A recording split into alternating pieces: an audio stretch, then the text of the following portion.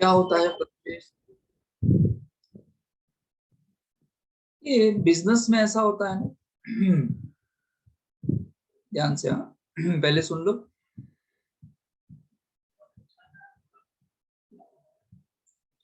Business में ऐसा होता है ना कि हम क्या करते हैं, हम कहीं से परचेज करते हैं। हम परचेज करते हैं, बताओ क्या परचेज करते होगे, और फिर हम सेल करते हैं। बिजनेस में होता क्या है कि हम परचेज करते हैं और फिर सेल करते हैं। हमने परचेज किया, मान लो एट द कॉस्ट प्राइस। हमको पड़ा कितने में? वो गुड्स कितने में पड़ा? 100 रुपए में गुड्स पड़ा, और हमने बेच दिया, दैट इज सेलिंग प्राइस। हमने उसको बेच दिया 150 में। सो 150 में बेचा, खरीदा आपने 100 रुपए में था, तो डिफरेंस कितना आया? Selling price, cost price, difference आया कितना? 50। इसे हम क्या बोलते हैं बिजनेस के अंदर? प्रॉफिट। प्रॉफिट। प्रॉफिट। तो यहाँ पे हमको समझना क्या है? हमको समझना है परचेज। सर परचेज क्या होता है, ये क्या है?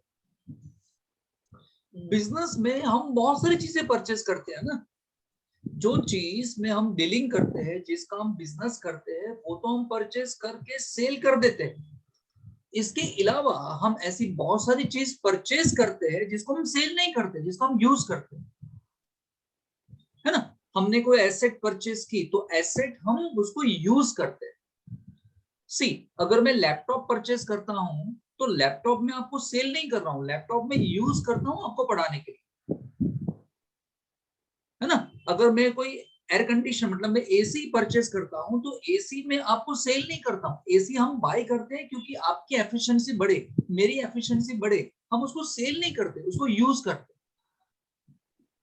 सो what I mean to say is, purchase का मतलब क्या? जब भी अकाउंट में परचेज आएगा, तो उसका मतलब क्या?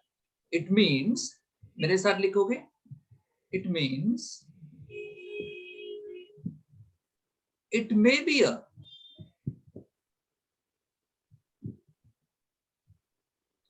a purchase of, it may be a purchase of goods। अभी हमको पता है कि गुड्स क्या होता है, पता है ना हमको। और एसेट्स, हम एसेट भी बाय कर सकते हैं। और एनी अदर मटेरियल, कुछ और भी हम बाय कर सकते हैं।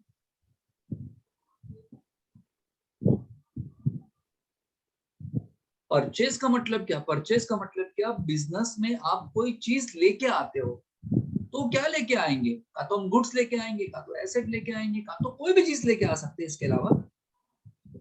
बट अब ध्यान से, लेकिन जब सिर्फ परचेस लिखेंगे ना, जैसे यहां पे लिखा है परचेस, देख रहे हो, सिर्फ परचेस लिखा जाएगा अकाउंट में। अकाउंट में जब जब सिर्फ परचेस लिखा जाएगा, तब तब ऐसा माना जाएगा कि परचेज ऑफ गुड्स। क्या माना जाएगा? परचेज ऑफ गुड्स ही माना जाएगा, है ना। लिखो, but in accountancy,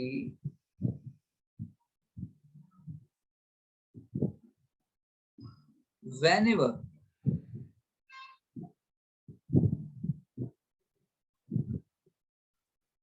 purchase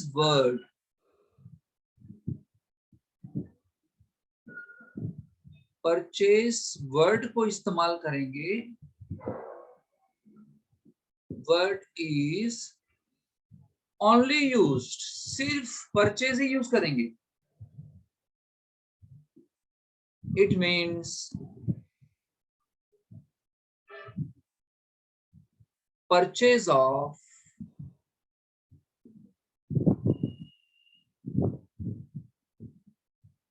goods only।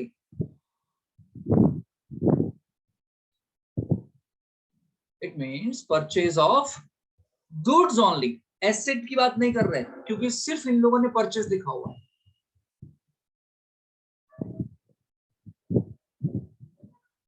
और मुझे एक चीज बताओ, आप जरा सोच के, बिजनेस में कौन सी चीज हम बार बार परचेस करते होगे? सोचो, बताओ।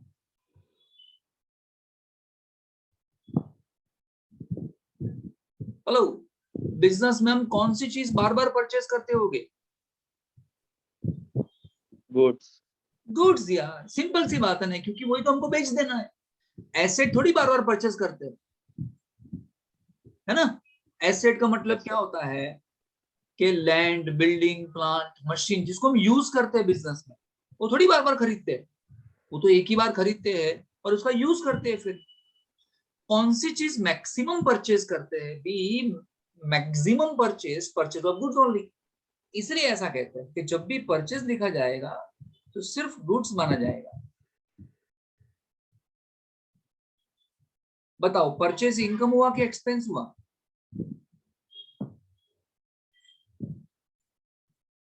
परचेज इनकम बनता है कि एक्सपेंस बनता है? एक्सपेंस। यस, क्योंकि परचेज से पैसे हमारे पास से पैसे जाते हैं। Purchase is an expense for the business.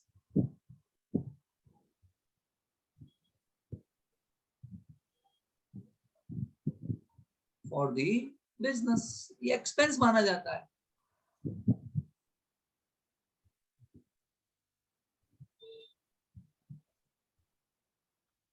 Purchase may be on cash का, तो हम कैश में परचेस करेंगे, और ऑन क्रेडिट।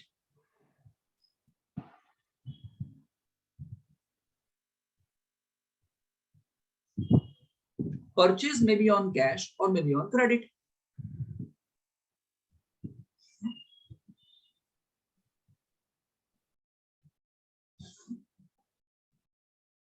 और एक चीज सोच के बताओ, अगर हम क्रेडिट परचेस करेंगे तो क्या कहलाएंगे?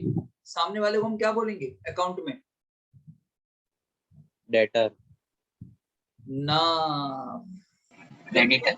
एग्जैक्टली। क्रेडिट। जब भी हम क्रेडिट। किसी से क्रेडिट परचेस करेंगे तो जिससे हम परचेस कर रहे थे उसको हम बोलते थे क्रेडिटर, क्रेडिटर। है ना। क्लियर इतना?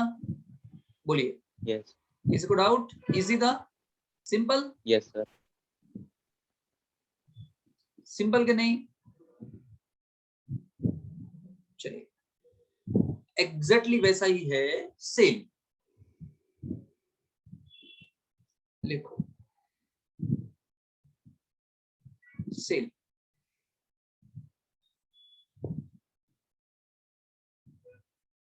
तो सेल मीन्स, सेल का मतलब क्या?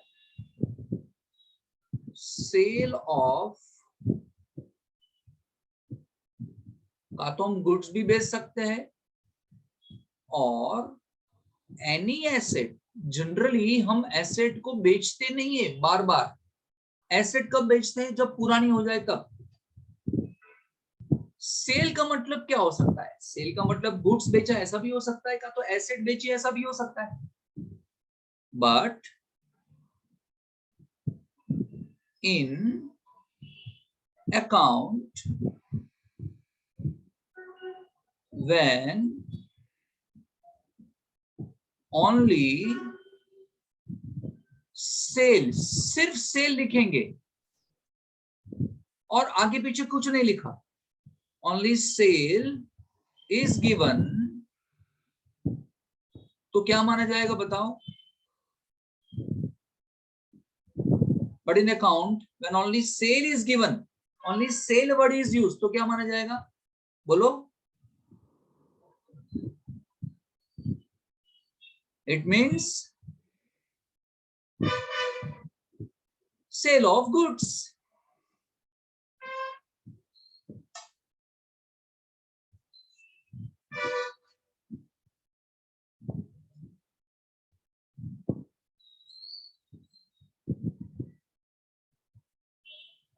बताओ, सेल करने से पैसे आते हैं कि जाते हैं?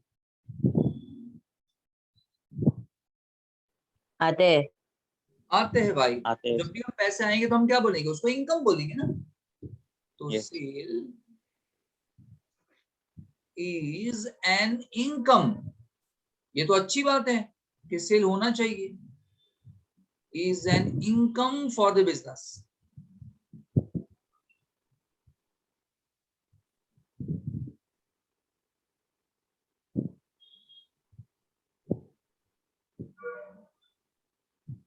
Sale is an income for the business. Sale may be on, हम ये सेल का तो कैश पे कर सकते हैं और ऑन क्रेडिट। कैश सेल्स का मतलब क्या, हमने गुड्स बेचा और हमारे पास कैश आ गई। और क्रेडिट सेल का मतलब क्या, हमने गुड्स बेचा लेकिन हमको पैसे नहीं मिले। यस, हमको मिल जाएंगे। जिसको हमने क्रेडिट पे माल बेचा है वो हमारा कौन बन जाएगा,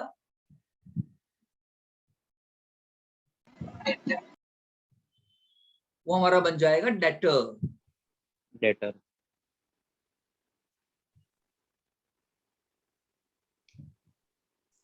एक बात मुझे आप सोच के बताओ, मैं आपको फोर्स नहीं कर रहा हूं, आप मुझे सोच के बताओ, जिन जिन लोगों को आपने बिजनेस करते हुए देखा हुआ है, प्रोविजन स्टोर में गए हैं, रेस्टोरेंट में गए हैं, होटल्स में गए हैं, है ना, बहुत सारी जगह पे आप गए हैं, मुझे बताओ ये लोग सेल करते हैं तो कौन सी चीज को ज्यादा बेचते हैं?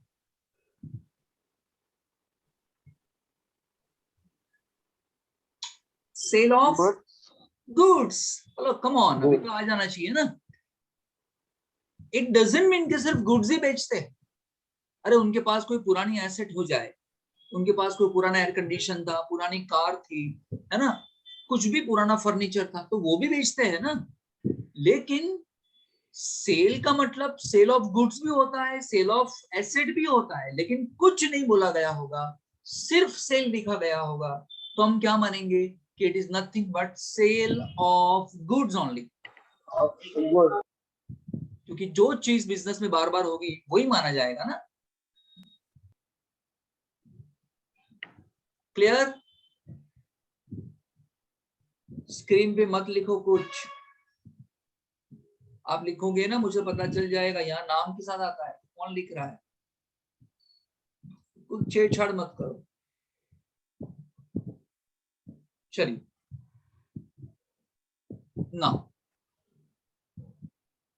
Next word is stock.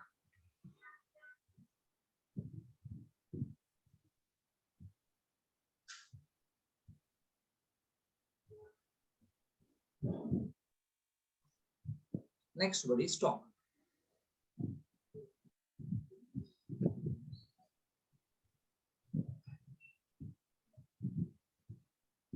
देखिए, ऐसा हो सकता है ना कि फॉर एग्जाम्पल हमने परचेस किया, पहले सुन लो बाद में लिखते हैं। परचेस किया, फॉर एग्जाम्पल मैं ऐसी पेन बेचता हूं, ये पेन में बेचता हूं, तो ऐसी पेन मैंने परचेस की, मैंने ऐसी 1000 पेन परचेस की थी, 1000 quantity.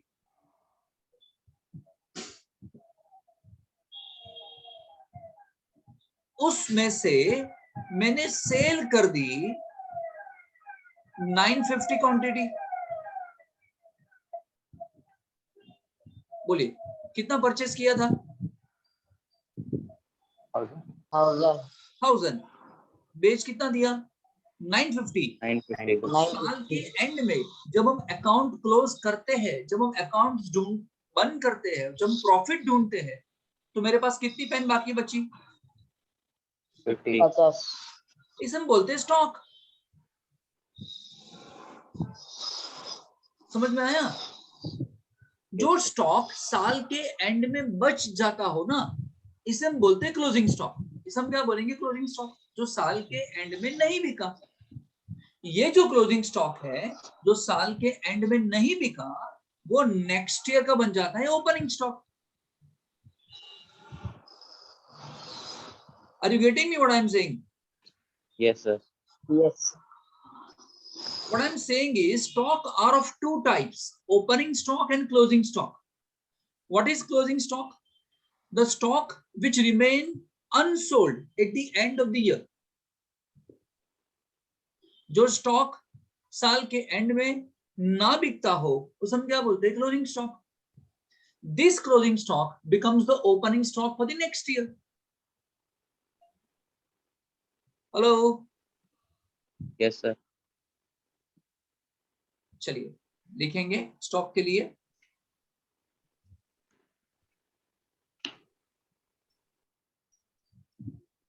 Stock means stock of goods. पहली बात तो ये गुड्स की बात कर रहे हैं, गुड्स के स्टॉक की बात कर रहे हैं.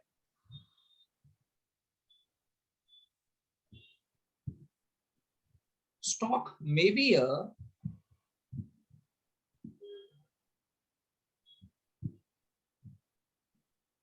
closing stock or maybe opening stock. वो क्लोजिंग स्टॉक भी हो सकता है, ओपनिंग स्टॉक भी हो सकता है. क्लोजिंग स्टॉक किसे कहेंगे?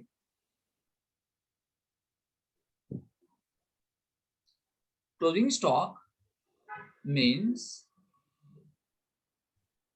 stock remains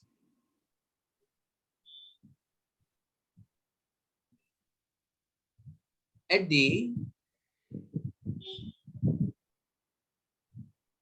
end of the year.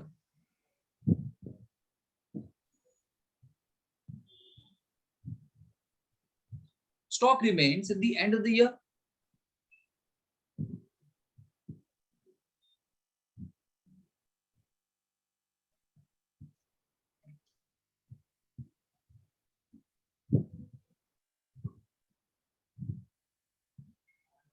Opening stock किसे कहेंगे?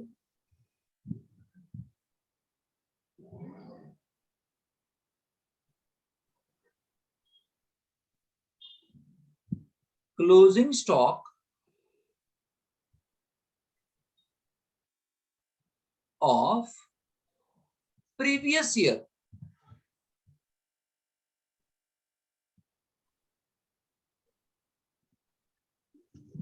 Becomes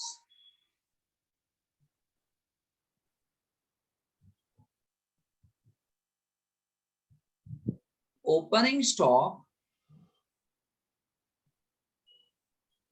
of current year.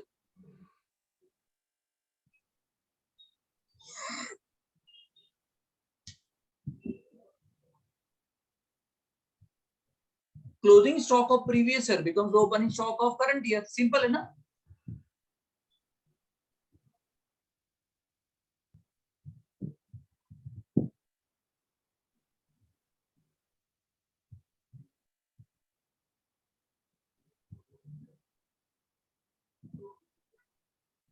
Example से समझाना हो तो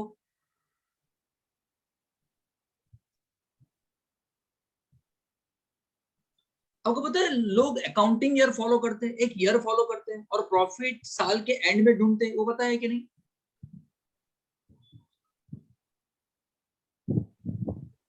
प्रॉफिट हम हर साल ढूंढते हैं, पता है कि नहीं? हेलो? Yes, sir. एक बात मुझे बताओ. Yes, sir. ये जो एक साल है वो एक साल कौन सा होता है? जनवरी टू दिसंबर होता है या अप्रैल टू मार्च होता है? April to March. April to March. Generally वो जो एक साल कौन सा रहता है? April to March. April to March follow करना पड़ता है. अब सुनो, मान लो हमारा अकाउंटिंग ईयर, ध्यान से सुनेंगे, हमारा अकाउंटिंग ईयर ऐसा है. सर ऐसा मतलब कैसा है? स्टार्ट कहां से हुआ हमारा अकाउंटिंग ईयर? 1 अप्रैल 2019 को स्टार्ट हुआ. एंड कहां पे होगा? एक साल कहाँ खत्म होगा? 31 मार्च 2020। अब हमने क्या किया पता है, ये अकाउंटिंग ईयर यहां से स्टार्ट, यहां पे खत्म। तो हमने क्या किया, इस अकाउंटिंग ईयर में हमने परचेस किया। क्या परचेस किया? हमने 1000 पेन बाय की, है ना। हमने फिर क्या किया, उस पेन को सेल कर दिया। कितनी पेन बेच दी? 950 पेन बेच दी। मान लो कोई एक्स अमाउंट में परचेस किया था, एक्स अमाउंट में सेल कर दिया। हेलो, यस सर समझ रहे हो ना? बताओ कितना स्टॉक बाकी बचा? 50 50 इज द स्टॉक। बताओ ये स्टॉक कब बाकी बचा होगा, कौन सी डेट को?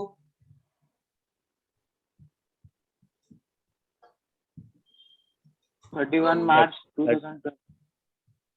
कौन सी डेट को? ये रही 31 मार्च 2020 ना।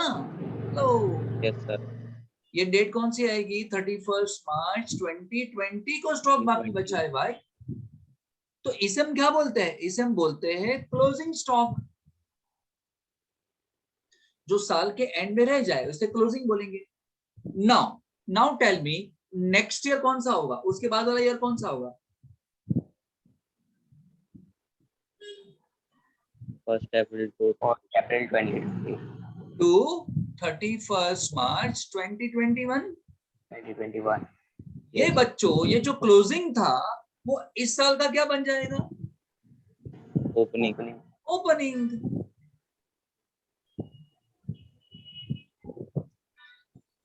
समझ में आया क्या था? मतलब Yes, sir. पिछले साल का क्लोजिंग, इस साल का ओपनिंग। पिछले साल का क्लोजिंग, इसका क्लोजिंग, इसका opening. Clear? yes sir and one more thing, stock may be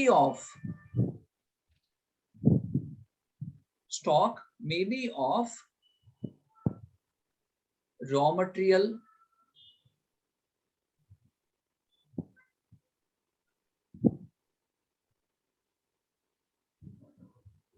work in progress, or finished goods.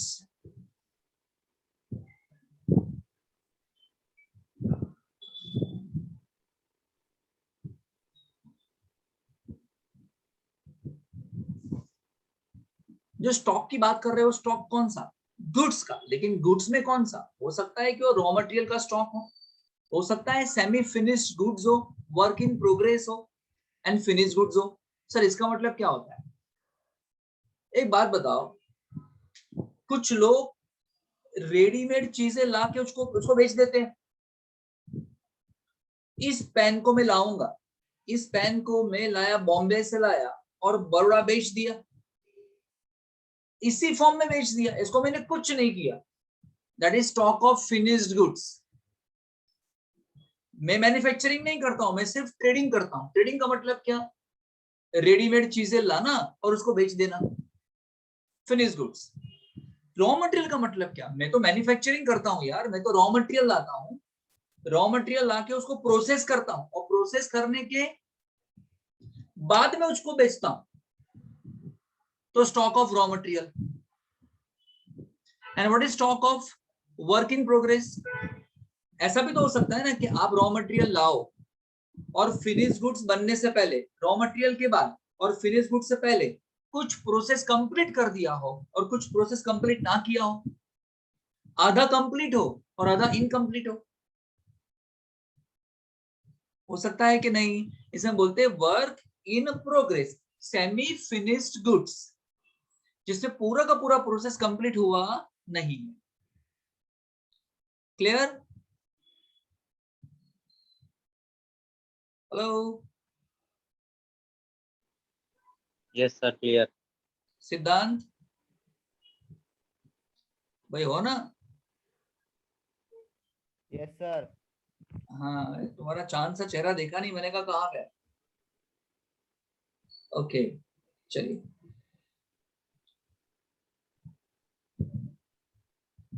Sir क्या क्या सीखे? हम सीख लिए परचेज, हम सीख लिए सेल, और हम सीख लिए स्टॉक। क्लियर? चलिए, एक बात बताओ, सुनिए, नेक्स्ट पे जाने से पहले, हम जब भी परचेस करेंगे, हम जब भी परचेस करेंगे तो जिससे हम परचेस करेंगे उससे गुड्स खरीदेंगे, कहा तो हम एसेट खरीदेंगे, हम लेंगे गुड्स, लेंगे एसेट लेंगे, पेमेंट करेंगे, और कुछ मांगेंगे उससे क्या? बिल। बिल मांगेंगे, और नहीं, अरे दिल नहीं, बिल। दीवानो, दिल नहीं बोला मैंने, बिल बोला, बिल। हम उससे दिल क्यों मांगेंगे भैया? ये बिल मांगना जरूरी कि चलेगा? क्यों जरूरी है? मतलब उससे हमको पता रहेगा कि हमने पेमेंट कर दिया है और उसने गुड्स हमको दे दिया है। एग्जैक्टली, इससे हमको पता रहेगा कि भाई हमने गुड्स खरीदा है, हमारा एक्सपेंस हो गया है, हमारे पास बिल है ना? हमारे पास क्या है? बिल। तभी एक्सपेंस बिल। माना जाएगा, अदरवाइज एक्सपेंस माना जाएगा नहीं। गवर्नमेंट क्या बोलेगी, भाई आपके पास क्या प्रूफ है कि आपने खरीदा था? तो हम बिल दिखा सकते हैं। और दूसरा, परचेज करने के बाद, गुड्स को परचेज करने के बाद अगर गुड्स अच्छी क्वालिटी का ना हुआ तो अगर बिल एक्सचेंज होगा कर। ना तो ही वापस करो, कर पाओगे, वरना बोलेगा मैंने नहीं बेचा था आपको। अगर आपको गारंटी में चाहिए, अगर वारंटी चाहिए, तो आपको बिल मांगना पड़ेगा। रिटर्न करना है तो बिल मांगना पड़ेगा, है ना? चल, जब भी हम सेल करते हैं तो हम गुड्स देते हैं, पैसे लेते हैं, और क्या कुछ देते हैं क्या सामने हम? बिल। परचेज में बिल आएगा, सेल में बिल तो आएगा ना। Yes sir. एक बात बताओ, आप बैंक में पैसे डिपॉजिट करने गए, बैंक में पैसे डिपॉजिट करने गए, आपने पैसे डिपॉजिट कर लिए, लेकिन आपके अकाउंट में जमा ही नहीं हुए, वो जो कैशियर था ना वो पैसे खा गया, अभी क्या करोगे? कैसे साबित करोगे कि आपने पैसे डिपॉजिट किए थे? Tell tell. नहीं समझे? तो हम बैंक में जब पैसे डिपॉजिट करने जाएंगे तो हम क्या मांगेंगे? हम बिल। वहां से प्रूफ मांगेंगे, रिसिप्ट मांगेंगे, रिसिप्ट, पेइंग स्लिप बोलते हैं, क्या बोलते हैं उसको? पेइंग स्लिप, जिसमें बैंक वाले थप्पा लगाते हैं। एक थप्पा लगाएंगे या आपको एक देंगे कि साबित करेगा कि आपने बैंक को पैसे दिए हैं। आप मुझे फीस दोगे तो आप क्या मांगोगे? स्लिप। रिसिप्ट। सर रिसिप्ट तो दो, कल उठ के अगर आपकी याददाश्त चली गई तो हमारा तो नुकसान हो जाएगा। अगर आप भूल गए तो आप बोलोगे हमने कहा पैसे दिए थे, तो लोचा हो जाएगा। आप मुझसे क्या मांगोगे? रिसिप्ट। हेलो। Yes sir. तो बच्चों, बिजनेस के अंदर ये सब होना जरूरी है, इसको हम बोलते हैं वाउचर्स। क्या बोलते हैं? लिखो next term,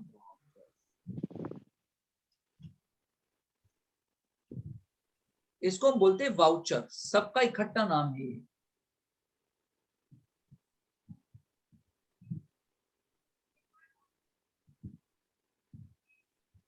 voucher means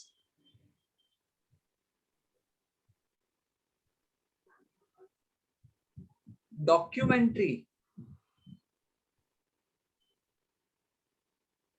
proof, documentary proof of any transaction,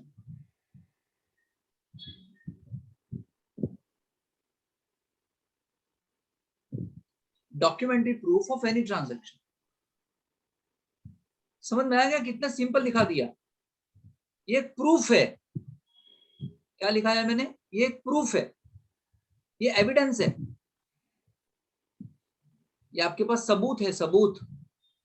documentary मतलब ये आपके पास डॉक्यूमेंट होता है, पेज होता है, का तो फिर आपके पास व्हाट्सएप कॉपी हो, सॉफ्ट कॉपी हो, का तो फिजिकल कॉपी हो, दोनों चलता है। ऑफ एनी ट्रांजेक्शन, आप जो भी ट्रांजेक्शन करोगे इसका proof. For example purchase bill,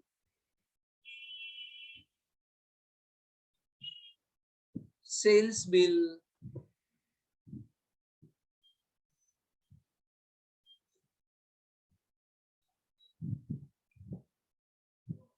pay in slip book,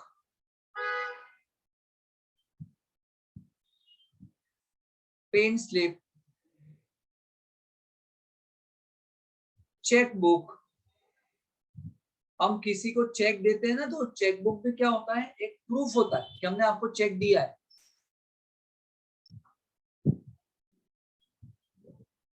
याद रखना, बिजनेस के अंदर आपको ऑलवेज वाउचर संभाल के रखने हैं, वाउचर्स मांगने हैं, बिल मांगने हैं जब भी परचेस करो तब, और जब भी सेल करो तो आपको बिल देना है।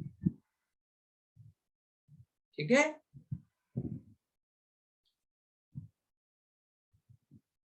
क्लियर यहां तक? वाउचर देखा, स्टॉक देखा, सेल देखा, परचेज देखा। चलिए और एक देख सकते हैं छोटा सा, डेप्रीशिएशन।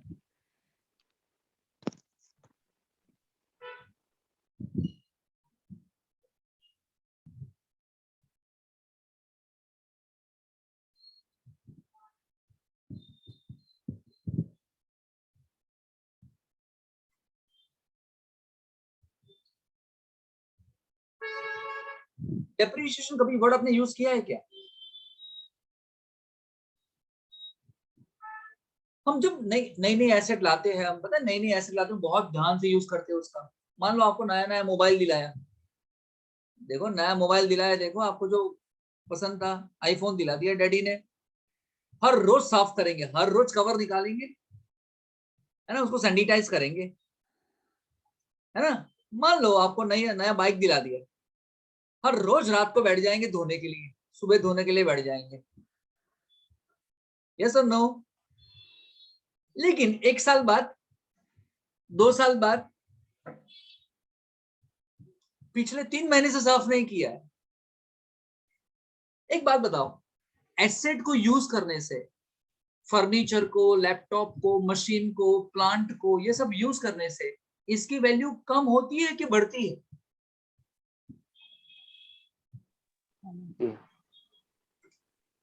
बोलो। कम होती। ये जो लैपटॉप पे आपको पढ़ा रहा हूं, ये आपको पढ़ाने से उसकी वैल्यू बढ़ेगी? ये एंटीक है क्या? क्या आप बापू है क्या? मेरा बापूजी को इस लैपटॉप पे पढ़ाया था मैंने, मेरे पास फोटो है इसके अंदर, तो क्या इसकी वैल्यू बढ़ेगी? थोड़ी गई। लैपटॉप की वैल्यू डे बाय डे क्या हो जाएगी? कम हो जाएगी। कम।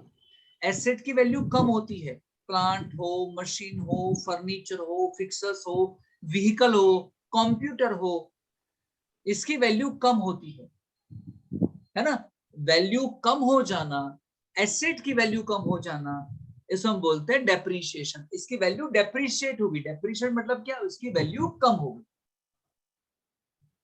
क्लियर ना? हेलो? मीन्स लिखो, means decline in the value of an asset on account of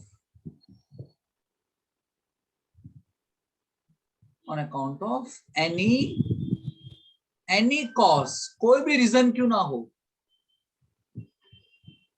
किसी भी रीजन से अगर एसेट की वैल्यू कम होती है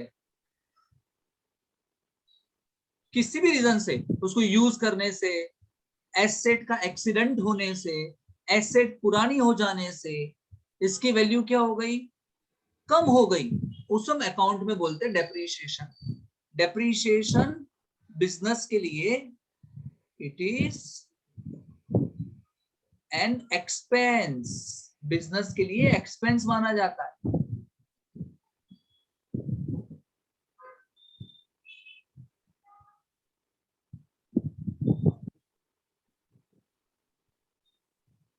बोलिए, क्लियर?